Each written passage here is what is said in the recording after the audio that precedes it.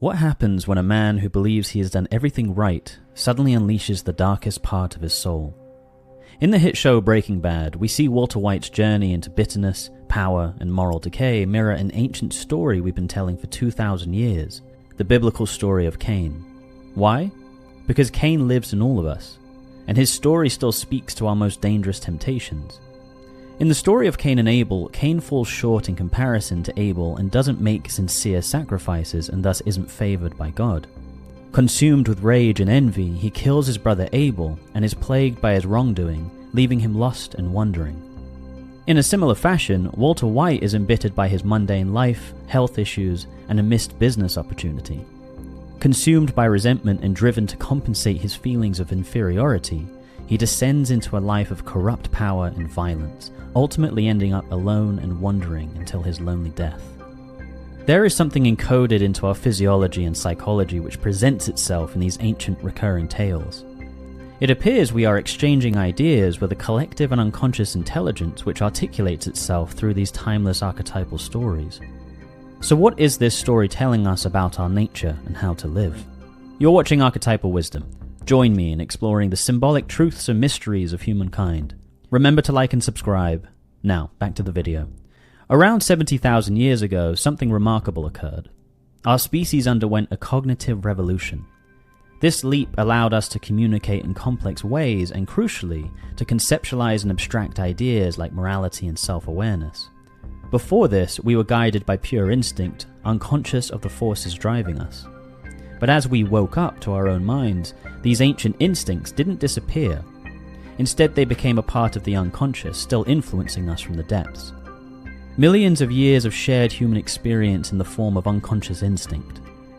For the first time, we had to confront the primal forces that had driven us for millennia, which brings us back to Cain and Abel. The story was written over 2,000 years ago and was believed to have been orally passed down generations much earlier than that. It speaks to a time when humanity was still grappling with the consequences of higher cognition and the inner struggle between this new awareness and the ancient primal instincts. Now, when you start to understand that these archetypal stories reflect millions of years' worth of shared human experience, they start to take on a profound significance. In fact, it transforms the Bible into a fascinating database of our species' psychological development. So what was it that woke us up? Well, there is still a lot of mystery surrounding this development, but one thing that seems very probable is pain. Pain is the sobering force that can snap us out of denial, forcing us to confront any number of problems we've been trying to ignore. In other words, it is the force that can wake us up out of our unconsciousness. The idea of pain acting as a source of awakening is very present in the story of Cain. In the story, Cain works the field and Abel the livestock. Abel is favored by God and is rewarded for his sacrifices, but Cain is not. Now, Cain is bitter and vengeful about this. He feels jealousy towards his brother and confronts God. God tells him that he is not making the proper sacrifices and doing what is right, and that sin is crouching waiting for him because of this. In response to this, Cain goes out into the field and kills his brother in a fit of rage. As his punishment, the soil he tends to will no longer produce crops and he will be left wandering for the rest of his days, which he feels he will be unable to withstand. After committing this act of vengeance, the pain of Cain's conscience confronts him so intensely that he is left lost and purposeless. Fascinatingly, when considering the historical period in which this was written, there was a dominant force of paganism, which was essentially a worship of the primal instincts. The emotional instincts themselves were considered gods who would possess people, such as the god of war or the god of love. Now, to conceptualize them as gods might seem foolish to our modern perspective, but in many ways it's the most accurate conception. After all, these are universal forces that transcend and afflict each one of us, and these forces can leave people in a state of confusion in the wake of their power and influence. This period of time reflects the development and evolution of our great ancestors. Before the cognitive revolution, there was no distance between one's identity and their instincts. As they developed, they became conscious and self-aware of their primal instincts, but still totally bound by them. The staggering part of the story of Cain and Abel is its outlining of our continued development as a species through pain. The weight of Cain's actions invoked his conscience, leaving him tormented and in exile. His once meaningful purpose of working the soil was now cursed. rendering fruitless and futile by the burden of his sin. In other words, that which gave him meaning was destroyed by his own moral failing. This was a further development on the knowledge of good and evil. Abel was an ideal to live up to, a foreshadowing of a moral awakening through the symbol of Christ. Abel, who symbolized this higher and righteous ideal of sacrifice moving beyond the primal instincts, quickly exposed Cain's subservience to the lesser gods of the primal instincts. So Cain's torment at the hands of his conscience symbolizes the early collective moral awakening through the pain of serving only the primal instincts. In fact, God put a mark on Cain so that no one could kill him. This was in part to make sure Cain faced his punishment, but there is also the curious consequence that God put forth, stating that anyone who tries to kill Cain will face 7 times the punishment that Cain received. Symbolically speaking, this clearly seems to outline the spirit of vengeance and its compounding effect across generations. This is the great warning of the story and the beginning of a foggy intuition of a more sophisticated moral instinct in the symbol of Abel. Now, Walter White's journey contains the same core motif.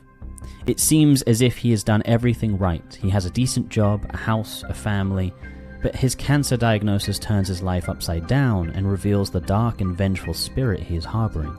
Walter is a brilliant man, but his work life doesn't reflect his ambitious ingenuity. In fact, he had a startup with his friends which he pulled out of that became worth billions. He encapsulates the individual who appears to be doing what is right, but is actually only giving half of himself and his potential. This, of course, leads to his new life of crime, power, and violence, all the while claiming his victimhood and just intentions. As Walter's story progresses, his actions become increasingly ruthless and morally corrupt.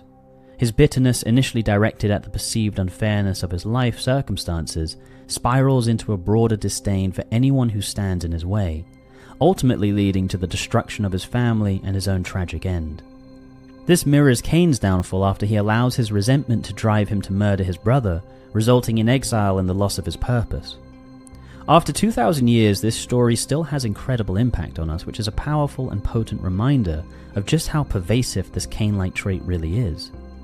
We all have to deal with the warring brothers motif within each of us and face it every day. The spirit of Cain, so to speak, is a seductive one in its approach to pain. It tells you that you shouldn't be feeling pain and that it's not your fault and everything is fundamentally unfair, which makes you a victim of the cosmos. Life can be brutal, and how much more tempting it is to conclude reality is only unfair and victimizing. One of the reasons this story has such a potent charge is how relatable and tempting it is to respond to the world with this bitter perspective. As you harbor this bitterness against the unfairness of the world, the logical conclusion is that you have every right to go against the moral order and inflict pain yourself as an act of vengeance for your own mistreatment. However, the tragic results of choosing this eye for an eye philosophy is laid out plainly in the ancient story. The message is clear. This will lead you down a road of tormented purposelessness and wandering. What's so interesting about this process is that as a collective we did respond like Cain to pain. We did bow to the instincts and let vengeance take over, and this led to an even deeper pain. The even deeper pain was the conscience and the slow emergence of the moral instinct bubbling up from the depths, compelling us to develop further. This pain of the conscience forced us to confront this new moral emergence from within, the idea of good and evil. There are countless examples of pain compelling a higher level of consciousness and moral integrity. For example, this is commonplace in recovery from addiction. People who have developed addictions usually went through some initial pain or trauma and developed a strategy to cope with the pain, which over time evolved into an addiction. This coping strategy will often be some kind of hedonistic gratification to self-soothe. Over time, the addictive cycle not only represses the original pain, allowing it to fester and grow, but the dysfunction and chaos of the addictive cycle itself compounds the individual with more pain. In fact, it's common that an addict who is still in active addiction will have an incredibly intense defensiveness surrounding their addictive use, along with total denial that it is an issue. There is often a deeply compelling narrative surrounding their personal pain which gives them the right to their using, despite the chaos and suffering. For the addicts who do make it to recovery, it's typically a result of the pain becoming too much, leading to what's commonly referred to as a rock bottom for the individual. This rock bottom experience bursts their bubble of denial surrounding their addiction, and they are compelled to throw up their hands and ask for help, admitting their fall. They go through a process of confronting both the pain inflicted on them and the pain they caused others, leading to a new way of living centered around honesty and service or sacrifice. This ancient tale of the warring brothers speaks to a profoundly deep psychological process of development that not only played out in our collective development over thousands of years, but still to this day maps onto every individual's journey of psychological maturation. Abel can be understood as a preliminary intuition of the moral principle of sacrifice, which highlighted the domination of the primal instincts. Abel foreshadows the story of Christ as the higher ideal who was murdered at the hands of the warring instincts. Fascinatingly, though, it is the image of Christ that eternalized this higher principle of sacrifice. He is reborn into eternal life, and thus his symbol is a transcendent solution to the inner Cain in each of us. Christ represents the antithesis of all primal instincts. He represents the moral instinct pushing humanity's development along. He is an eternal, transcendent function that allows the individual to move beyond their binding to emotional, instinctive reactivity. A perfect modern example of this ancient solution to the problem of Cain is Katniss in Hunger Games. She makes the right kind of sacrifice. She goes against her primal instincts of survival and lays her life on the line for her sister, thus demonstrating the moral instinct. It is this act of sacrifice which sustains her through unbelievable odds within the games. But not only that, it also turns her into an aspirational symbol which people can look up to, ultimately leading to the collective being able to bring down the corrupt state. Both Breaking Bad and Hunger Games were hugely successful and beloved by audiences. While of course their popularity was a consequence of many things such as great writing, directing, and performances, it also affirms the relevancy of both stories and what they speak to psychologically. Considering the huge success of both, the fact that Walter White's character has a tragic ending and Katniss has a heroic and honorable ending speaks to our alignment with these ancient ideas to this day.